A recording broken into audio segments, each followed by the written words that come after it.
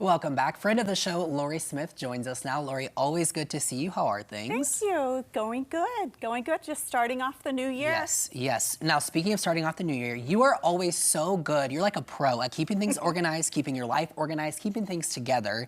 And one of the biggest goals for the new year for a lot of people is doing just that, keeping your life organized, maybe starting to use a planner, keeping a schedule, all those kinds of things. So what advice do you have for us as far as all of that goes? Oh, yeah. Well, a few years ago, for me, I wasn't so scheduled and organized. And so I just knew during this transition of my life that I needed to kind of get a hold of things. And so one of the things that I learned to do is at the beginning of every single year, I'll do 2 quick things that take less than an hour to kind of just think about how you want to see your next year go. And so we're going to talk about that today. Couple of items that I have for you. So what are the items that you brought in then to do this? Okay, so first of all, one of the things you do, obviously, is you're going to kind of look back at your 2023 and kind of see how it went. So the quickest way to do that, for me, first of all, I grabbed one of my journals. So these 4 journals I went through last year. Oh, wow. That's from each quarter of last year. Wow. And so I kind of flip through those and look and kind of, that's how I tame all the chaos. I kind of like get it out of me instead of leaving it. And so then I go back and say, how did things go? And a lot of people don't have journals and planners, but they have their phones. You can go back and look at your calendar. And then a really fun thing to do is go into your iPhone and look at all of your photos of the year and kind of look at the things that bring back those meaningful memories and moments. And those are things you're going to want to carry into the next year.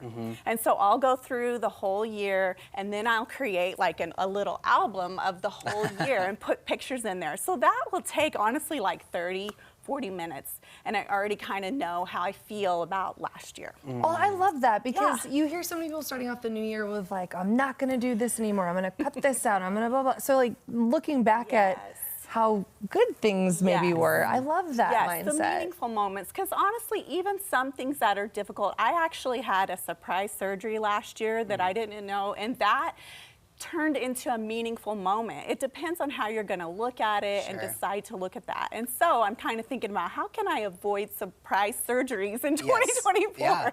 But anyway, you try to kind of look at how those things have taught you a lesson and what you enjoyed and how you can carry it into the next year. Absolutely. What's the next step in implementing that into the new year? Okay, so then the next thing, so we've reviewed 23, we want to preview 2024.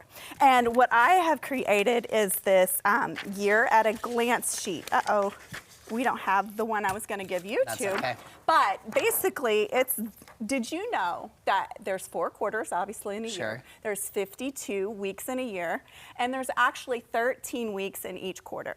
So I will plan whenever, not this step yet, not there yet, but I will look at each quarter and kind of think about what I want to accomplish in those quarters. And the first thing I do is I put my big rocks into my year. And so I'll create a year at a glance. And so as you can see, out of the 52 weeks, I already have 13 weeks that are set. And the things you want to start with is like throw your fun in there. That's the first thing you want to do. I'm already thinking about when I'm going to take a summer vacation. My son's daycare is closed, so I'm already doing that Yes, stuff. you are. And so what you want to try to do is protect those things that matter most. So that's why you want to put those big rocks into your calendar. And so I just set this on my desk with all the different things that I know are set. For instance, I love the holidays with my family, and I'm always trying to make it more enjoyable. So I'm blocking out those weeks. I'm not going to allow other things to crowd that in. I'm protecting that.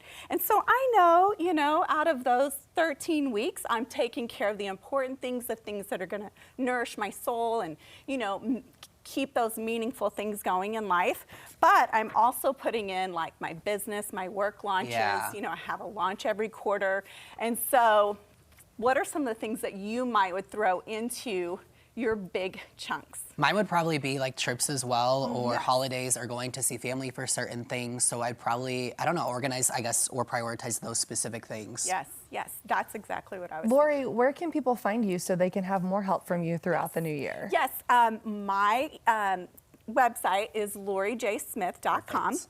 And if you would like a year at a glance, all you have to do is just email me and just say year at a glance, and I will send it your way, and you can download it and kind of get started on knowing what you're going to expect in 2024. Yeah, you're making the process easy. We appreciate Yes. it. Lori, thank you so much Thank for being you. here and all your advice. Thank you.